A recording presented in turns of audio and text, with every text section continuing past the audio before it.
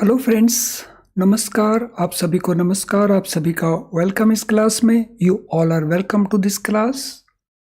तो quickly confirm कर देंगे आपका ऑडियो, आपका video it's accessible to you. Please confirm your audio video is okay. Quickly confirm कर देंगे so that we are able to continue.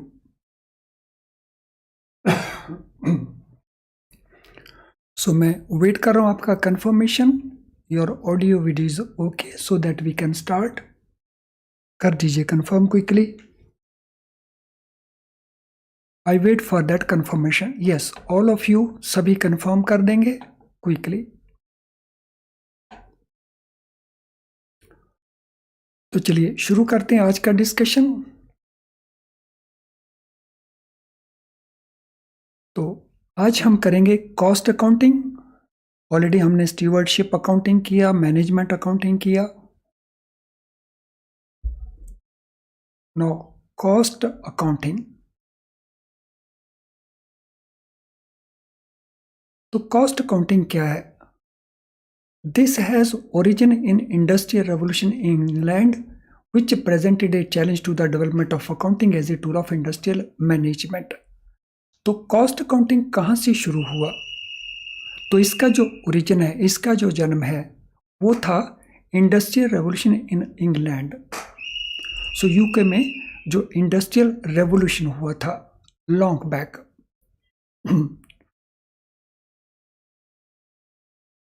So that presented a challenge for developing accounting as a tool of industrial management। Industrial management को एक tool देने के लिए accounting को develop किया जाए। So that challenge was there at the time of industrial revolution in UK।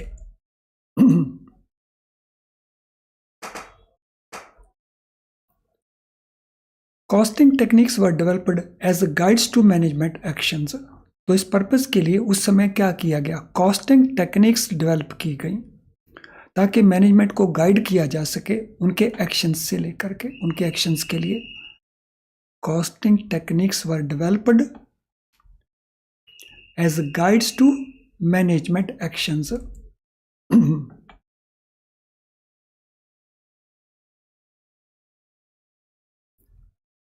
सो इसका जो ओरिजिन है ये कहाँ से शुरू हुआ?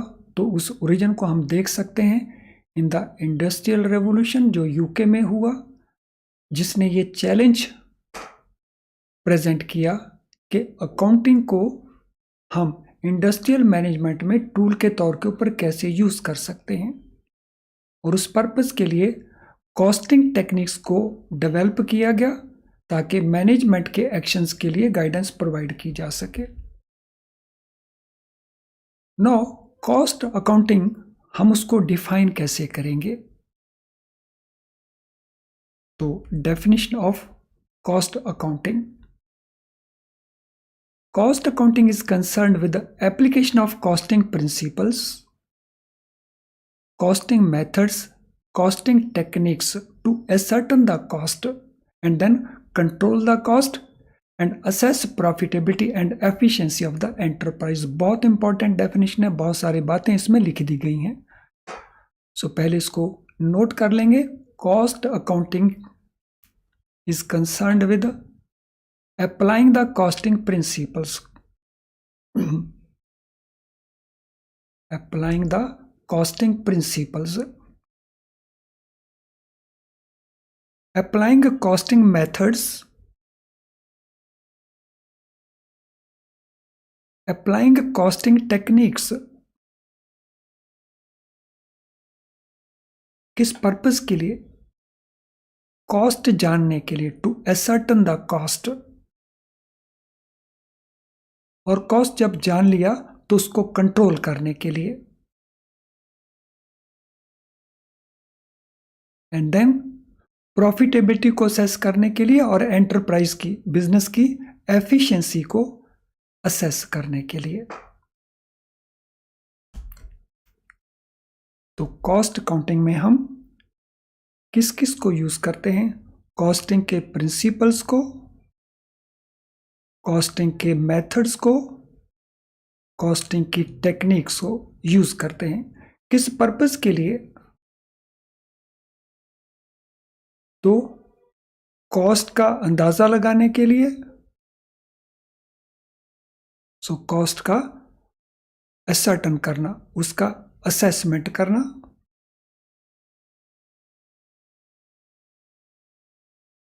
देन कॉस्ट को कंट्रोल करना,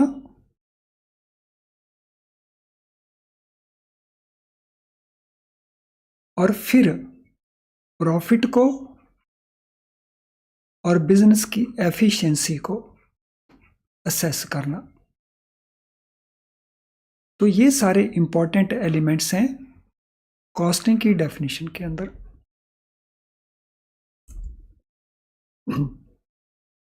तो आई एम श्योर इन सभी एलिमेंट्स को हमने ठीक से नोट कर लिया होगा और इन सभी एलिमेंट्स को हम अंडरस्टैंड भी करते होंगे।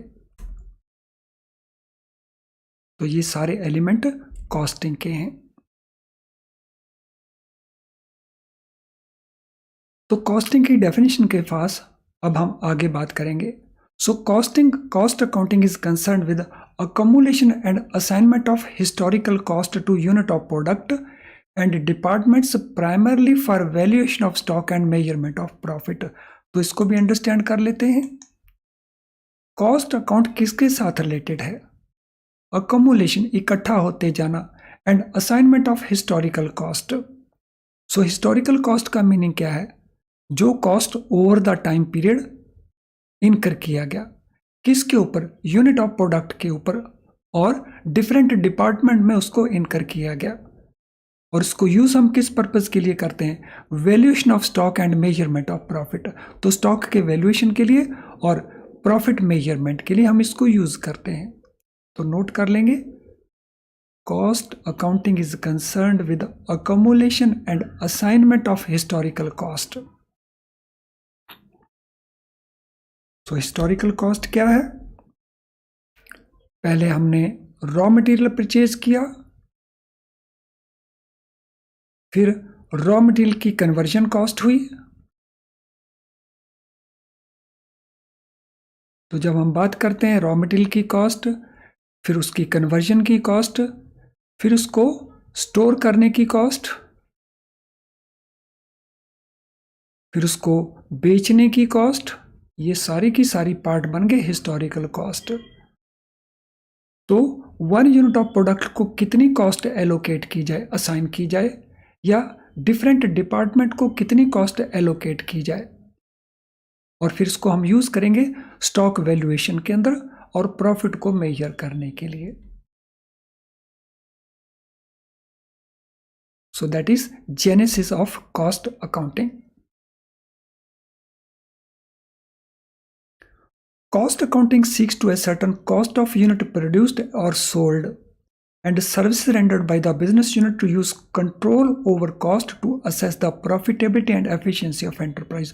So cost accounting को हम किस पर्पस के लिए यूज करते हैं? पर यूनिट कॉस्ट डिटरमिन करने के लिए या पर यूनिट कॉस्ट सेल करने के लिए। तो it is used to calculate, to determine per unit cost of production और per unit cost of cell.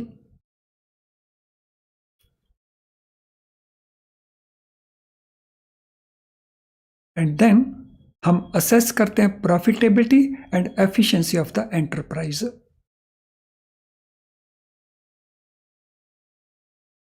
तो ये हुआ हमारा cost accounting. So cost accounting के बाद अब हम बात करेंगे मैनेजमेंट अकाउंटिंग। तो एक था स्टीवर्डशिप अकाउंटिंग, एक हुआ कॉस्ट अकाउंटिंग। अब हम बात करेंगे मैनेजमेंट अकाउंटिंग की। मैनेजमेंट अकाउंटिंग क्या है, इसका फीचर क्या है, इसका फोकस कहाँ पे है? So those issues we shall discuss. Management accounting. So management accounting has shifted the focus of accounting from recording and analyzing financial transaction to using the information for decision affecting the futures। So management accounting जब introduce हुआ तो इसने focus change कर दिया। पहले accounting क्या थी? Recording थी या एनालिसिस था फाइनेंशियल ट्रांजैक्शंस का। लेकिन अब अकाउंटिंग को हम यूज करते हैं फॉर डिसीजन मेकिंग ऑल्सो। और वो डिसीजन जो फ्यूचर की परफॉर्मेंस को अफेक्ट करते हैं, तो वो अकाउंट कंसर्न है मैनेजमेंट अकाउंटिंग। तो नोट कर लेंगे, management accounting has shifted the focus of accounting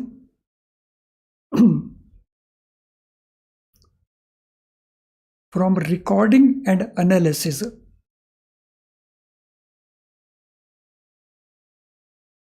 to use the information for decision making.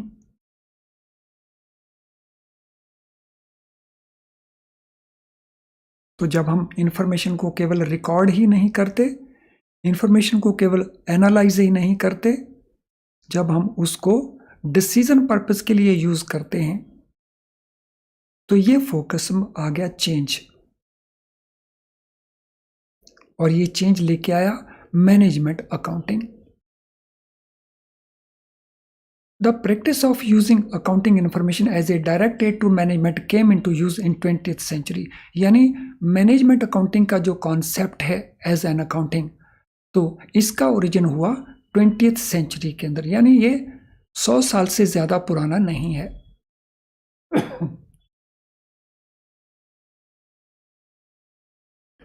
So practice of using accounting information as a direct help to management, it started in 20th century.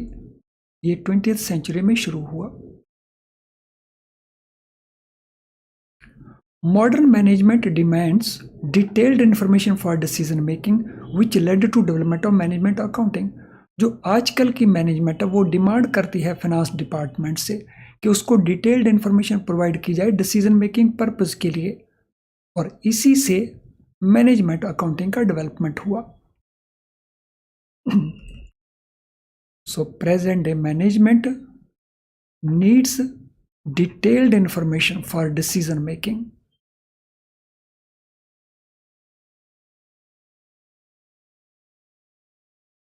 And this led to development of management accounting. तो इसके कारण management accounting का विकास हुआ, इसका development हुआ, इसका origin हुआ।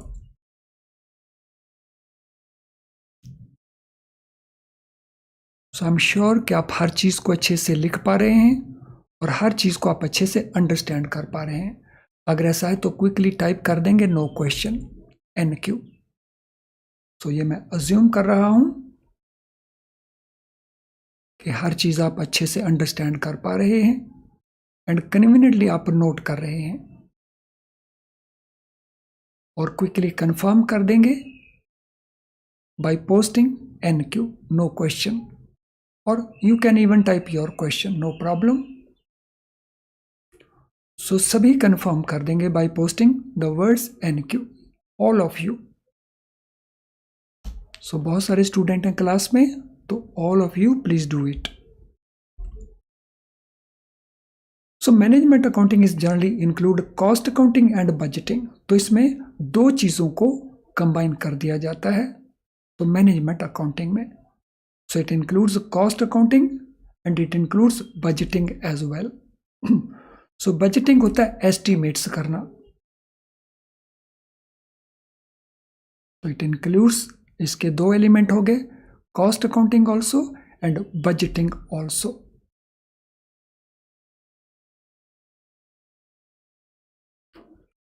सो मैंने रिक्वेस्ट किया था सभी स्टूडेंट्स को कि आप नो क्वेश्चन NQ वर्ड को टाइप कर देंगे चैट बॉक्स में, जिससे मुझे पता चल जाएगा कि आपने हर चीज़ अच्छे से नोट कर ली और आप हर चीज़ को अंडरस्टैंड कर गए। Only few students have done it, सभी स्टूडेंट ने ऐसा नहीं किया है। तो मैं चाहूँगा कि सारे स्टूडेंट्स ये कंफर्मेशन क्विकली पोस्ट कर दें, डू इट क्विकली। मैं वेट कर रहा हूँ आपके कंफर्मेशन का।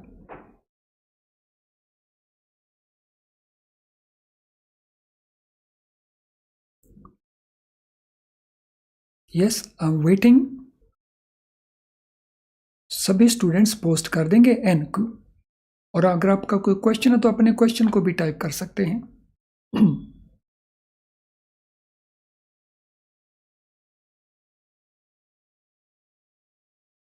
यस क्विकली पोस्ट कर देंगे, I am still waiting. Management accounting is not based on gap. So management accounting gap के ऊपर बेस्ड नहीं है। सो गाप क्या है?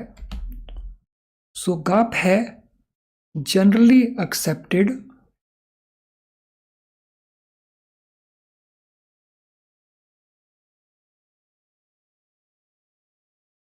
accounting practices.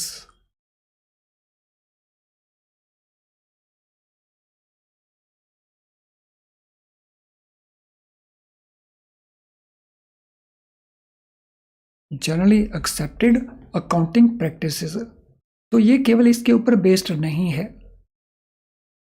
क्योंकि अगर ये इसके ऊपर बेस्ड हो तो फिर मैनेजमेंट को और बहुत सारी इंफॉर्मेशन चाहिए होगी, तो हो सकता है मैनेजमेंट को वो इंफॉर्मेशन ना मिले। सो जो मैनेजमेंट अकाउंटिंग है, it is free of the constraints of gap. तो इसमें जो गाप की कंस्ट्रेंट्स हैं, लिमिटेशंस हैं, वो मैनेजमेंट अकाउंटिंग के ऊपर एप्लीकेबल नहीं होती। और ये प्रैक्टिसेस किसके ऊपर बेस्ड हैं? लीगल रेगुलेशंस के बेसिस के ऊपर या अकाउंटिंग स्टैंडर्ड्स के ऊपर based.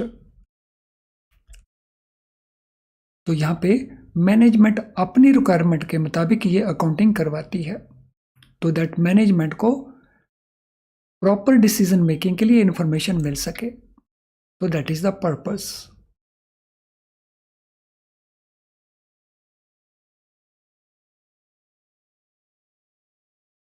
Management accounting is concerned with preparation and presentation of accounting. तो मैनेजमेंट अकाउंटिंग में क्या किया जाता है? प्रिपेयर किया जाता है, प्रेजेंट किए जाते हैं accounts, and controlling information in a form which assists the management in formulation of policies and decision making. तो मैनेजमेंट अकाउंटिंग में मैनेजमेंट को जो इंफॉर्मेशन चाहिए उसका प्रिपेयर करना, प्रेपरेशन, उसका प्रेजेंटेशन एंड कंट्रोल करने के लिए information, all that is required. और वो उस फॉर्म में चाहिए जो मैनेजमेंट को असिस्ट कर सके पॉलिसी बनाने के लिए और डिसीजन मेकिंग के लिए।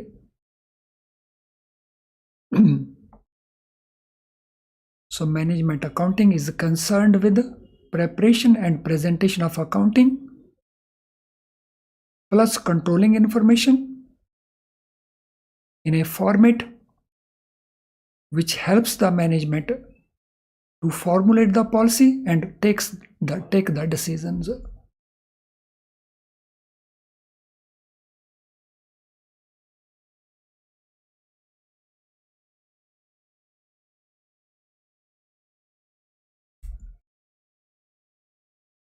चलिए, जिन स्टूडेंट्स का अभी तक लाइक डिसलाइक नहीं हुआ वो क्विकली लाइक डिसलाइक को कंप्लीट कर देंगे, सो दैट हम इसको आगे कंटिन्यू करें फटाफट। तो बहुत सारे स्टूडेंट्स हैं जिनका अभी तक लाइक डिसलाइक नहीं हुआ है, वो कंप्लीट कर देंगे लाइक डिसलाइक को। तो मैं यहाँ पे स्टॉप नहीं करूँगा, आप लाइक डिसलाइक को कंप्लीट कर दें, लेकिन अगर आप नहीं करेंगे तो फिर मुझे स्टॉप करना होगा। तो meanwhile I continue with the further discussion.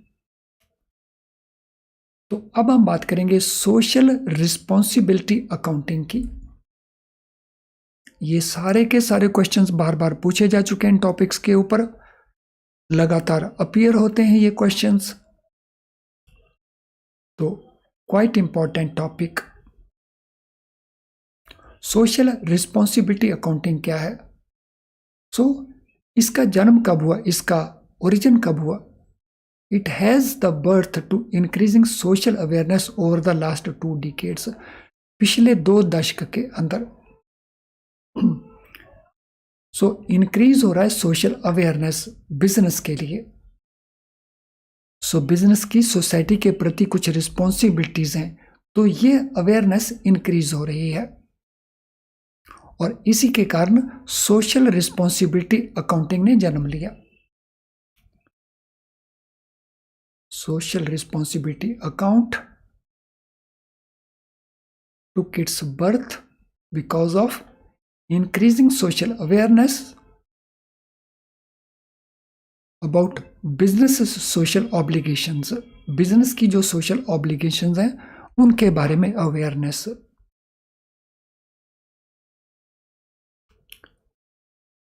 तो SRC वाइडन कर देती है अकाउंटिंग के स्कोप को। So it widens the scope of accounting, और ये वाइडनिंग किस चीज को लेकर के होती है? social effect of the business decisions in addition to economic effects. So जितने भी बिजनेस डिसीजंस हैं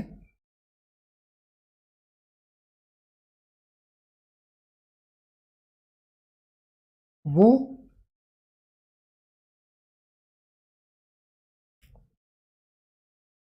इकोनॉमिक इफेक्ट्स होते हैं उनके सोशल इफेक्ट होते हैं, उनके एनवायरमेंटल इफेक्ट्स भी होते हैं। तो जब हम इन बिजनेस डिसीजंस का इम्पैक्ट सोसाइटी के ऊपर क्या हो रहा है, फॉर एग्जाम्पल धड़ाधड़ वाइन बनाने की फैक्ट्रीज खुल रही हैं, एक तरफ इसका इफेक्ट डिफरेंट होगा। धड़ाधड़ क्लॉथ मैन्युफैक्चर करने की फैक्ट्री, इसका इम्पैक्ट डिफरेंट होगा सोसाइटी के ऊपर। तो हर एक बिजनेस डिसीजन के सोशल इफेक्ट होते हैं और इसीलिए जो नॉर्मल अकाउंटिंग है उसका स्कोप जो है वो वाइडन हो गया है। तो अब इसमें सोशल इफेक्ट ऑफ बिजनेस क्या है, तो this also is taken into account. तो इसी को हम कहते हैं social responsibility accounting.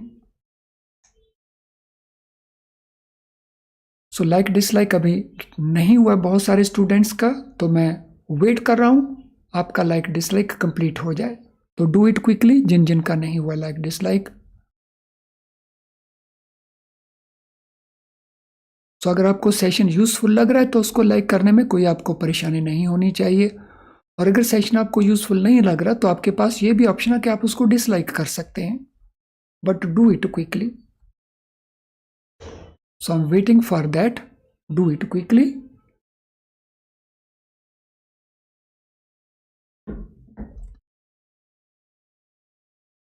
Managements are being held responsible for what it contributes to the social well-being and progress. So managements को क्वेश्चन किया जा रहा है कि वो सोसाइटी की वेलफेयर के लिए, सोसाइटी की प्रोग्रेस के लिए क्या कंट्रीब्यूट कर रहे हैं, व्हाट दे आर कंट्रीब्यूटिंग। सो जैसे बहुत सारे ऑर्गेनाइजेशंस हैं, बहुत सारी ऐसी कंपनीज हैं जो अपनी फैक्ट्री के साथ स्कूल ओपन कर देती हैं, तो उसका पॉजिटिव इंपैक्ट हो गया।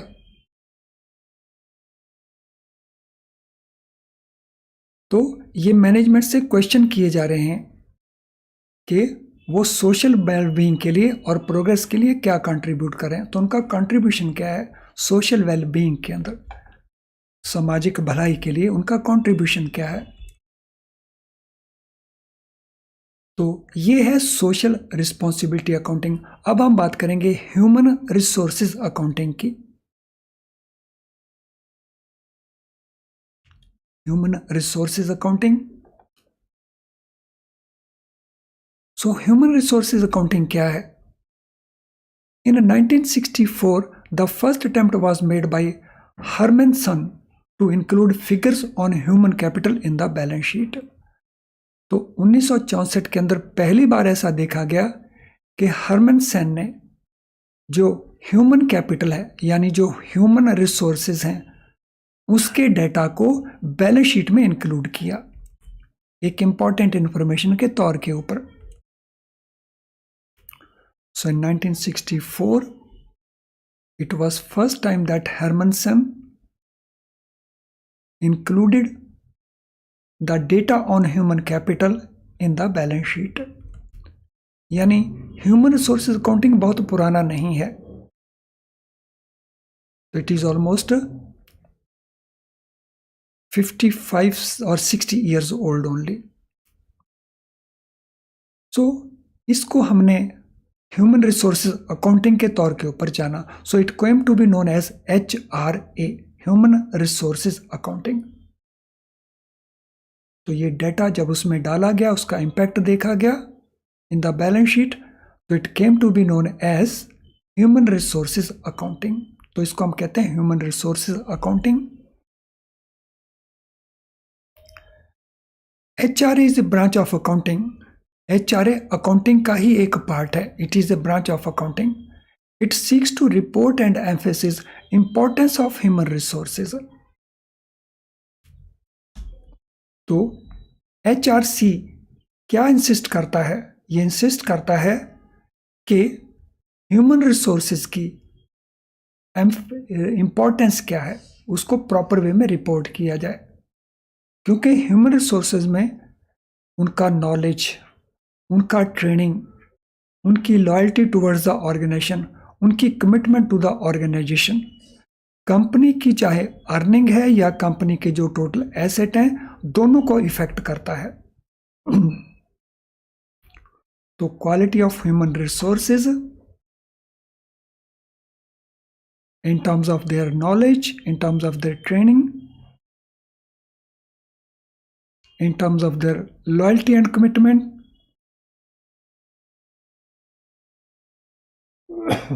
तो जो बिजनेस का अर्निंग प्रोसेस है, प्रॉफिट अर्न करने का जो प्रोसेस है, और उनकी जो नेटवर्थ है, टोटल एसेट्स हैं, इनको अफेक्ट करता है.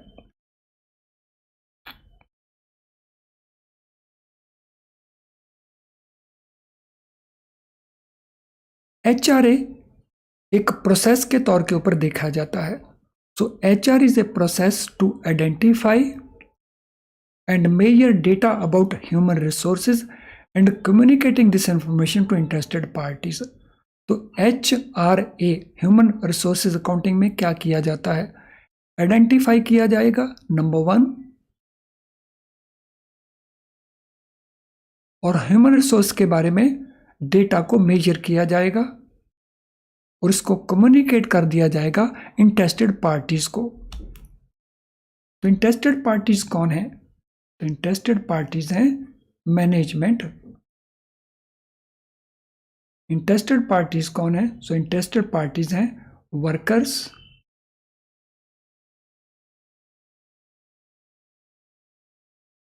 तो ये डेटा इंटरेस्टेड पार्टीज को कन्वे कर दिया जाएगा, कम्युनिकेट कर दिया जाएगा.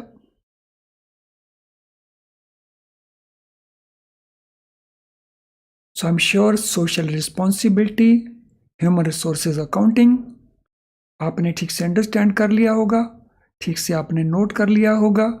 If that is the position, तो क्विकली स्माइलिंग आइकन को पोस्ट कर देंगे. So please post the smiling icon अगर आपने इस हर चीज को अच्छे से नोट कर लिया है. HRA involves accounting for investment in people and replacement cost as well as accounting for economic value of people to an organization. तो HRA में क्या क्या एस्पेक्ट्स हैं जो कवर किए जाते हैं, तो उसके जो कंपोनेंट्स हैं क्या क्या हैं. सो कंपोनेंट्स ऑफ HRA, तो one is investment in people. लोगों में इन्वेस्टमेंट कितनी हो रही है? तो इन्वेस्टमेंट किस फॉर्म में होती है? इन्वेस्टमेंट होती है in the form of training,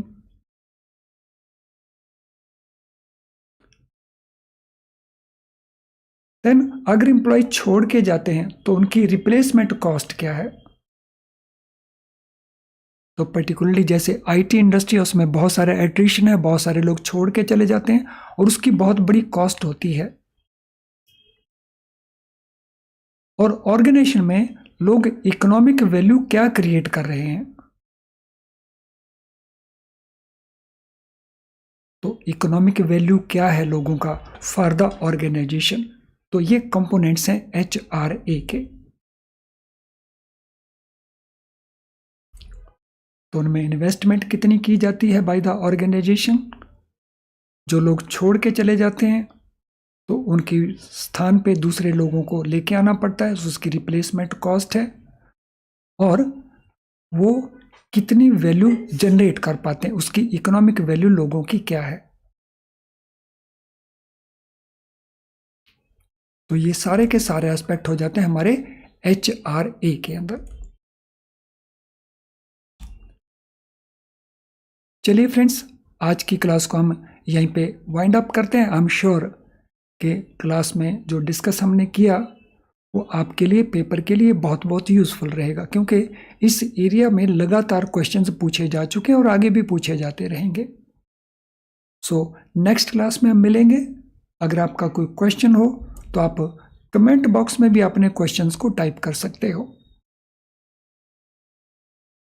तो चलिए अब वाइंड अप करते हैं इस क्लास को। So we meet in the next class. Thank you friends, all the best.